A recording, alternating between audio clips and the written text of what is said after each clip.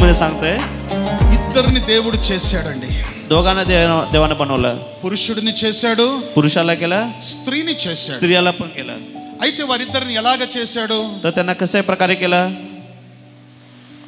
అన్నా చెల్లెలుగా చేశాడా? बहीण भाऊ म्हणून केलं. అక్క తమ్ముడుగా చేశాడా? ताई भाऊ केला. कशा प्रकारे ఎలాగ కట్టబడింది అది? कसं त्यांना करार केला. అద్భుతమైనదండి. महान कार्य आहे. మొన్న టీవీలో చూశానండి. परवा टीव्ही मध्ये पहिलं पण बिहार मध्ये ఒక తల్లి కొడుకును పెళ్లి చేసుకుంది. एक आई मुलाला लग्न करून घेतली. న్యూస్ ఛానల్లో చూపిస్తున్నారు. न्यूज चॅनल मध्ये दाखवतात. ఒక తండ్రి కూతురును పెళ్లి చేసుకుంది. एक बाप मुलीसोबत लग्न केला. మా ధర్మములో ఉంది, మేము చేసుకుంటున్నాం. ఎవరికి సమాధానం చెప్పాల్సిన అవసరం లేదు. आमच्या धर्मामध्ये आम्ही करून घेणार, आम्हाला कोण सांगायची गरज नाही. ఈ పరిశుద్ధమైన కుటుంబము, యోగ్యమైన కుటుంబములోనికి సాతానుడు ఎంత దరిద్రమును తెచ్చిపెట్టాడు. अशा पवित्र कुटुंबामध्ये, पवित्र कुटुंब व्यवस्थेमध्ये सैतान कसं काम करत आहे. దేవుడు నియమించిన సంబంధమును వదులుకొని పాపముతో కూడిన సంబంధమును ఏర్పరచుకొని కుటుంబములను సర్వనాశనము చేసుకుంటున్నాడు. देवाने बनवलेला संबंध सोडून सैतान आपले संबंध बनवून कुटुंब व्यवस्था नाश करत आहे. రెండవ అధ్యాయములో ఒక సంబంధం, ఒక నూతనమైన అనుబంధము సమకూర్చబడింది.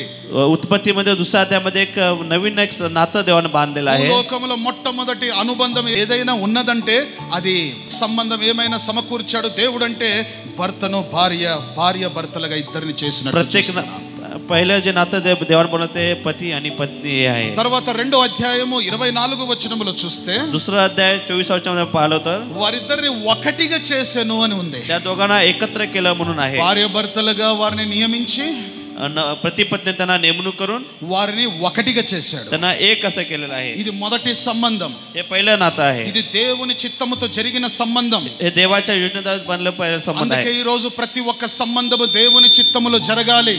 म्हणून ह्यावेळी देवाचे प्रत्येक नाते देवाच्या इच्छेप्रमाणे व्हावं. దేవునికి మహిమకరమైన సంబంధాలు కుదిరించబడాలి. देवाची महिमेसाठी त्याचं नातं बनलं जावं. మనము చూస్తున్నాము యోసేపు నీతివంతుడుగా సమకూర్చబడ్డాడు. आपण पाहतो योसेफ एक नीतिमान म्हणून त्याला नेमण्यात आलेला आहे. మరియా పవిత్రురాలుగా సమకూర్చబడింది.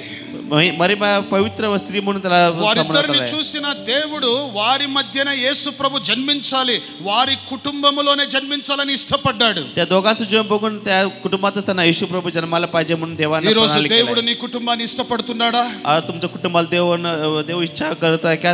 నీ కుటుంబమును చూసి దేవుడు దుఃఖపడుతున్నాడా? तुझं कुटुंब बघून देव दुःखी होत आहे का? దేవుడు ఇష్టపడాలి. देव ते कुटुंब इच्छा ఇది నా కుటుంబము, ते माझं ఈ कुटुंब, కుటుంబమందు నేను या మహిమపరచబడుతున్నాను, कुटुंबात मी गौरव व्हायला ఈ पाहिजे, కుటుంబమందు నేను ఆనందిస్తున్నాను या कुटुंबात मी आनंदित आहे అని దేవుడు ఘనపరచబడాలి. म्हणून देव त्याला महिमा करायला पाहिजे. దేవునికి మహిమ కలుగును గాక. देवाची महिमा असो. అందుకే ఒక అద్భుతమైన సందేశం అక్కడ చూస్తున్నాము. దూతల ద్వారాగా ఒకటి చేయబడిన వారిని చూస్తున్నాం అక్కడ. म्हणून देवाचा संदेश आहे चांगला, त्या दोघांना एकत्र करण्याचा संदेश देव दाखवत.